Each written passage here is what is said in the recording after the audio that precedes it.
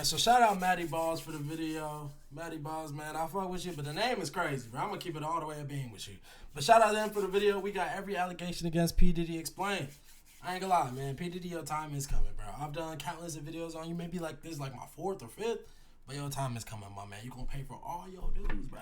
You gonna pay for it all, man. But let's check it out. Roll to 10K. Let's see what he's talking about. Ever since November of 2023, when Cassie Ventura filed a lawsuit against rapper, businessman, and multimillionaire P. Diddy, a multitude of allegations have come out against him. In the past couple of months, Diddy has been arrested, multiple more lawsuits have come out, and he also has multiple charges against him. And with everything that's come out against Diddy recently, it can get confusing when it comes to the details, making it hard to separate facts from fiction. So today I'm going to break down every single formal allegation that P. Diddy is facing, but first we gotta understand a little bit more about Puff. Also, I just want to put a little disclaimer right here that obviously I'm going to be talking about some really dark and disgusting and sensitive topics, as I'm sure most of you are probably already aware, but I just wanted to warn you guys because it gets pretty graphic. So with that in mind, let's continue. Most of us know who Diddy is or know of Diddy, but we gotta have a better understanding of who he is to truly understand these allegations. Diddy, aka Puff Daddy, P. Diddy, or Sean Combs, began his career in the 90s working at Uptown Records. A few years into his career, he was fired, so he then created his own label called Bad Boy Records in '93. He signed the notorious B.I.G.,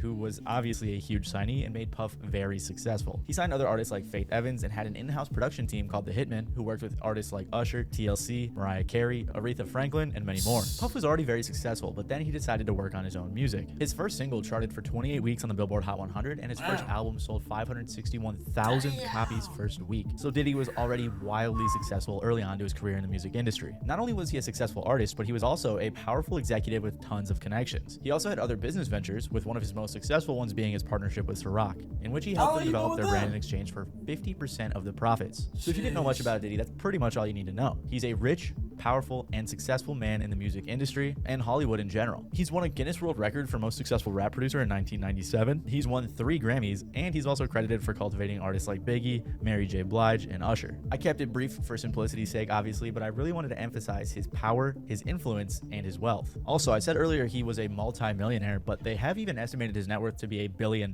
so Diddy is very rich. Throughout his career, P. Diddy has also had quite a few controversies. In 1999, he was sued by Nas's manager after Diddy attacked him, for which they settled out of court for $500,000. Really? In 2003, his clothing brand Sean John was accused of violating Honduran labor laws as the factories were based in Honduras. The National Labor Committee said that the employees were what y'all know, bro? Females back then, I mean, everybody for real was wearing the Sean John jeans, bro. Real talk. Worked overtime, were paid sweatshop wages, and that the bathrooms were locked. In 2007, Diddy was sued for battery after he punched Gerard Rechnitzer at a nightclub. No idea if I said his name right. And there's even more alleged violent crimes that he's committed throughout his career. For example, Diddy's ex Cassie Ventura, who we will talk more about later, said that Diddy blew up Kid Cudi's car, to which a spokesperson for Kid Cudi said that it was true. On top of that, for years, Diddy has been theorized to be involved in both Pac and Biggie's deaths. Tupac's murder suspect even claimed that Diddy wanted him to kill both Pac and Suge Knight. There's even the time Eminem said, "The day you put out a hit's the day Diddy admits he put out the hit that got Pac killed." On top of that, Diddy even admitted that the death of Biggie helped his own music career. Even as recently as 2017, he was sued for sexual harassment by his chef, and the suit was settled out of court. So for a long time, Diddy has been a very shady guy in the music industry, with tons of conspiracy theories following him throughout his career. And over the years, as he would continue to have these controversies, nothing would compare to what happened recently. In November of 2023, singer Cassie Ventura filed a lawsuit against Diddy that would set off a chain of legal issues for Puff. She said,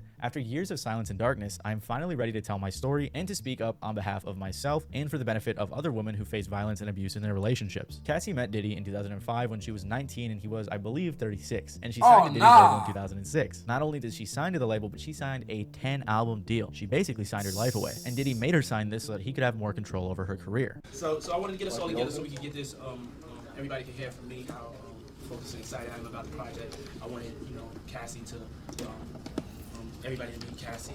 Y'all know that. They had an on and off relationship from this time until about 2018. In the lawsuit, Cassie claims that not too long after she met him, Diddy would give her drugs to make her compliant, he would beat her multiple times a year, and he forced her to have sex with male prostitutes while he filmed. He very quickly became very controlling of her, as obviously he was in control of her career, and he would also pay for her car, apartment, clothes, and also had access to her medical records. Apparently, a few years into the relationship, he would coerce her into having sex with male prostitutes while he watched, filmed, and pleasured himself. This stuff is really disgusting and disturbing, but basically Diddy was a cuck. and she said that this went on for years. In the suit, there was also mention of the 2016 incident where he hit Cassie in a hotel, then he passed out. She tried to leave, but he woke up and followed her and started hitting her, as seen in the security camera footage. Apparently, Diddy even paid the hotel $50,000 for the footage. In 2018, at the end of their relationship, he apparently forced himself into her apartment and R-worded her, after which she finally left him for good. Also included in the suit, apparently Diddy dangled one of Cassie's friends over a 17th floor hotel balcony, and the suit also touches on when Diddy tried to blow up Kid Cudi's car in 2012 because Cudi was briefly This motherfucker is the devil. Bro, tell me I'm lying, y'all. Nah. talking to Cassie. Like I said, one of Cudi's spokespeople said, "This is all true." One of Diddy's lawyers, Ben Brafman, said, "Mr. Combs vehemently denies these offensive and outrageous allegations. For the past 6 months, Mr. Combs has been subjected to Ms. Ventura's persistent demand of $30 million, under the threat of writing a damaging book about their relationship, which was unequivocally rejected as blatant blackmail. Despite withdrawing her initial threat, Ms. Ventura has now resorted to filing a lawsuit riddled with baseless and outrageous lies, aiming to tarnish Mr. Combs' reputation and seeking a payday." In response to what Cassie's lawyers said, Mr. Combs offered Ms. Ventura 8 figures to silence her and prevent the filing of this lawsuit. Now, I don't know about you guys, but I think it's pretty disgusting to say that this was just full of blatant lies because Cassie was seeking a payday when there's literally footage of Diddy beating her in the hotel. And that footage actually wasn't even out at the time, which means the dude was just lying. Like I said, though, Cassie was suing Diddy for $30 million, and apparently the day after they filed the lawsuit, it was settled out of court. It was settled for an undisclosed amount, and both parties said they wanted to settle it in a pleasant and friendly way. There's nothing public about how they settled it. We don't know how much money Cassie was paid, if any, or even why in particular they settled. Ben Cesario from the New York Times said, "For Diddy, the settlement quickly shuts down what could have been a risky and potentially embarrassing process of legal discovery, in which reams of evidence are made public and a possible trial." And Cassie also likely didn't want to relive all of her trauma, which is why she probably was willing to settle rather than sit through a trial. But thanks to Cassie's courage for coming forward about this, a multitude of lawsuits followed. Just 5 days after Cassie's lawsuit, another lawsuit was filed accusing Diddy of drugging and essaying a college student at Syracuse University in 1991 and filming it. Then apparently Diddy would show the footage to people as revenge porn. Shortly after that, a third lawsuit was filed accusing Diddy and Aaron Hall of R-wording the accuser and her friend. Apparently, following the assault, Diddy pulled up to the girl's residence and got violent, even choking the girl till she passed out. After this suit came out, Diddy's spokesperson again claimed they were lies, saying, "These are fabricated claims falsely alleging misconduct from over 30 years ago and filed at the last minute. This is nothing but a money grab." Because of Mr. Combs' fame and success, he is an easy target for anonymous accusers who lie without conscience or consequence for financial benefit. Following this, on December 6, another lawsuit was filed in which they claimed in 2003 a 17-year-old was gang R-worded by Diddy, Harvey Pierre, and an unnamed assailant. The victim says they talked her into getting on a private jet to New York, drugging her, and then assaulted her. In this lawsuit, the girl even provided pictures, making the claims all that more believable. In December, after all of these allegations, Diddy finally made a statement on his Instagram saying, "Enough is enough. For the last couple of weeks, I have sat silently and watched people try to assassinate my character, destroy my reputation, and my legacy. Sickening allegations have been made against me by individuals looking for a quick payday. Let me be absolutely clear. I did not do any of the awful things being alleged. I will fight for my name, my family, and for the truth." But it's safe to say Diddy's statement was not well received, and more awful allegations continued to come out. In February of this year, the producer Lil Rod filed a huge $30 million lawsuit, in which he accused Diddy of harassing and threatening him for over more than a year. He also allegedly had footage of Diddy and his people committing crimes and doing SA. Lil Rod was accusing Diddy of what they said was RICO-level charges, and named people such as Diddy, his son Justin, Lucian Grange, the CEO of Universal Music Group, Ethiopia Habtemariam, if that's how you say it, I have no idea, the CEO of Motown Records, Chalice Recording Studios, Diddy's chief of staff Christina Koram, and Diddy's companies as defendants. So basically what he's saying is all these people I just listed and the companies were involved in these crimes alongside Diddy. I do think it's important to note, though, that Lucian Grange and UMG were eventually removed from the lawsuit. Lil Rod lived with Diddy for months at a time and was also on a yacht Diddy rented for multiple weeks. He said that he witnessed many of Diddy's awful acts. Apparently, Lil Rod was also the victim of constant, unsolicited, and unauthorized groping and touching of his anus by Mr. Combs. When he complained to Diddy's chief of staff, she said, "You know, Sean will be Sean." Rod even said that Diddy was trying to make him have sex with Stevie J and promised him that he would win a Grammy if he did. According to the suit, Rod said he was also sexually assaulted by a cousin or assistant of rapper Young Miami. He was sexually harassed and assaulted by Oscar winner Cuba Gooding Jr. and obtained footage of a rapper and an R&B singer whose names have been redacted from the complaint, consorting with underage girls and sex workers. Finally, Rodney said that the reason no one has come forward with anything over the past few decades is because Diddy has footage of every person that has attended his parties that he can use to blackmail them. So Rodney accused Diddy of a ton of crimes, plenty of which we'll touch on more later. But this lawsuit was huge, especially because he was naming names and said he had evidence for all of this. Diddy's attorney said that the suit includes reckless name dropping about events that are pure fiction. Following this, 2 of Diddy's houses were raided raided by the feds. They said, earlier today, Homeland Security Investigations New York executed law enforcement actions as part of an ongoing investigation with assistance from HSI Los Angeles, HSI Miami, and our local law enforcement partners. We will provide further information as it becomes available. Both of his sons, Justin and Christian, were also handcuffed during the raids. So clearly, either because of the lawsuits or before them, Diddy was under investigation by the feds. After the raid, CNN obtained the video of Diddy attacking Cassie in the hallway, to which Diddy decided to apologize for, since this was the only evidence so far that had been released to the public. It's so difficult to reflect. Man, I ain't even trying to hear you, bro. I ain't even trying to hear you, bro. An essay from the mid-90s lawsuit. A couple of days after the video came out, a former model accused Diddy of drugging and essaying her in another lawsuit. A couple of days later, another woman came forward accusing Diddy of 4 instances of essay from the mid-1990s to the early 2000s. He was also accused of battery and assault in this suit as well. Most recently, another suit came out where Diddy was accused of drugging and R-wording another woman. According to ABC, this is at least the 12th lawsuit filed against Diddy since Cassie came out with hers back in November of 2023. As of recording this, no more have come out, but it's very possible more people will speak out. The reason all of these people came forward around the same time is because of a new law passed in New York called the Adult Survivors Act. Basically, what this did was give adult victims, people who were 18 years or older during their alleged time of abuse, the ability to file civil lawsuits in New York, even if any statutes of limitations have run out. If you don't know what that means, basically, if you were an adult in New York who got essayed, before this new act, usually there was about a 3-year window where you could file a suit. As far as I understand it, I am by no means a lawyer, but this is what it said on Google. So now with the Adult Survivors Act, victims had a 1-year window to file suits, and it's set to expire this November. So it isn't like this is some big coordinated mastermind attack against Diddy. This new act, coupled with Cassie's coming out in her lawsuit, seems to be what motivated these victims to come forward. And just as it seemed like it couldn't get worse for Diddy, the feds showed up at his front door. Most recently, Diddy was arrested by the feds on September 16th of this year, based on a sealed indictment filed by the Southern District of New York. By the way, indictment is basically just fancy talk for serious charges. The U.S. Attorney Damian Williams said, Sean Combs led and participated in a racketeering conspiracy that used the business empire he controlled to carry out criminal activity, including sex trafficking, forced labor, kidnapping, arson, bribery, and the obstruction of justice. So like the U.S. Attorney implied, there are 3 main charges that Diddy is currently facing. Yeah, bro, even if, bro, which I believe he did, it doesn't matter if he did some of the shit, all of the shit, he did something, right?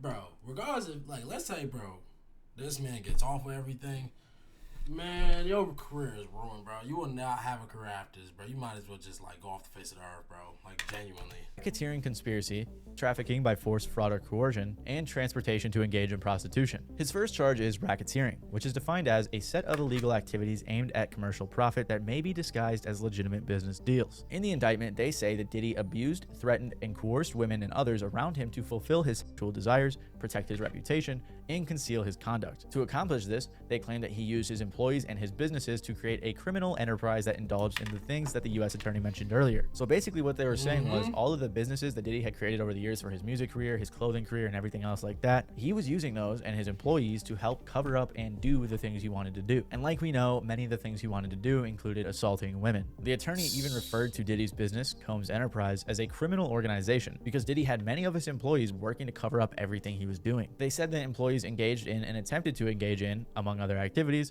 trafficking, forced labor, interstate transportation for purposes of prostitution, coercion, and enticement to engage in prostitution, narcotics offenses, kidnapping, arson, bribery, and obstruction of justice. The indictment says that to make women cooperate, Diddy would give them drugs, threaten their careers, and also threaten violence. They said from 2009 and continuing for years, Combs assaulted women by, among other things, striking, punching, dragging, throwing objects at, and kicking them. And this is where we get to one of the more popular parts of the indictment, the freak-offs. The indictment reads, Combs used force, threats of force, and coercion to cause victims to engage in extended sex acts with male commercial sex workers that Combs referred to as freak-offs. Freak-offs were elaborate and produced performances that Combs arranged, directed, masturbated during, and often electronically recorded. The lawsuit even said that these freak-offs would last multiple days, and Diddy would pump them with drugs to keep them compliant, and then when they needed to recover after the multiple-day freak-offs, he would give the victims IV fluids, which is insane. Of course, they also mentioned that law enforcement seized various freak-off supplies, including narcotics and more than 1,000 bottles of baby oil and lubricant. Of course, this part went viral. It is kind of funny, but it also goes to show the scale of what Diddy was doing. The feds also found multiple firearms in Diddy's house houses that Over he used to 1,000 threaten is his crazy. victims. And to top it all off, they said that he has been doing most of this since at least 2008. That's nearly 20 years of terrible crimes Diddy's been committing. And I know there's like a ton of jokes about this whole situation, but in reality, this is like some disgusting This ain't even super funny. villain type of stuff. And who knows how many victims he has total. And then of course there were the two other counts he Bro was got charged over with: 100 bodies, bro. trafficking We're by talking force, about fraud, or coercion, victims. and transportation to engage in prostitution. Both of these had very similar themes, and all the information was pretty much the same as we discussed earlier. But what I want to point out about the indictment is that if the US government is indicting you, they probably have pretty good evidence. Apparently federal prosecutors Facts. have above a 95% conviction rate, so things really aren't looking too good for Diddy. They even claimed that they had a ton of recordings, and they also seized a bunch of electronic recording devices in the raid that they did earlier this year. At the end of the press conference given by the US attorney, he said this: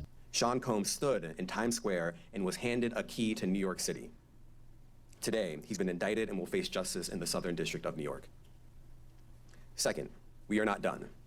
This investigation is ongoing, and I encourage anyone with information about this case to come forward and to do it quickly.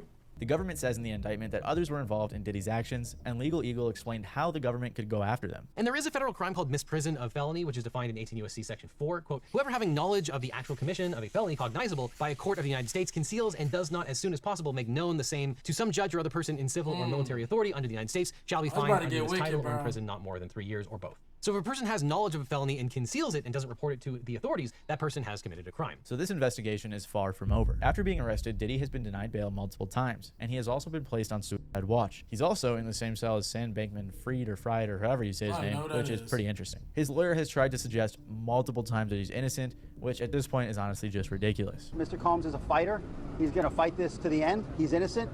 He came to New York to establish his innocence. He's not afraid. He's not afraid of the charges. There's nothing that the government said in their presentation today that changes anyone's mind about anything. I mean, listen to the reason that the lawyer gave for all of Diddy's baby oil bottles. How do you explain the baby oil and the lubricants? 1,000 bottles of baby oil. I don't think it was 1,000. I think it was a lot. I mean, there's a Costco right down the street. You know, I think Americans buy in bulk, as we know. And you know, Really? this is consensual. Who's buying over 1,000 though?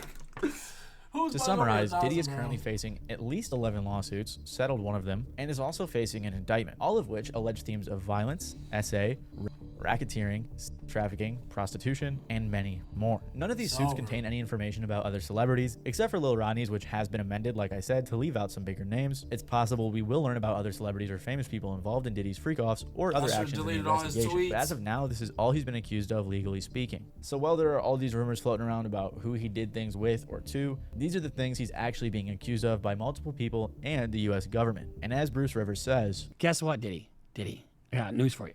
There's a freight train coming, and you are tied to those motherfucking tracks.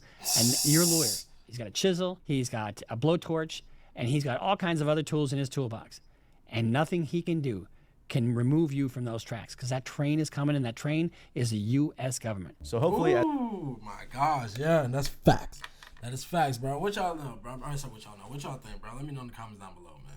I feel like Diddy did it, bro. Straight up, bro. He just got too much shit on his name, bro. Too much. Too much to the point where it's like, bro, folks are not making up all that, bro. You've been terrorizing somebody, bro. You've been terrorizing somebody. I don't know if that's one person. I don't know if that's two. I don't know if that's 30, bro. You've been terrorizing people, bro. So your time will come, bro. God gonna reveal everything, bro. For real. Hey, man, he did it.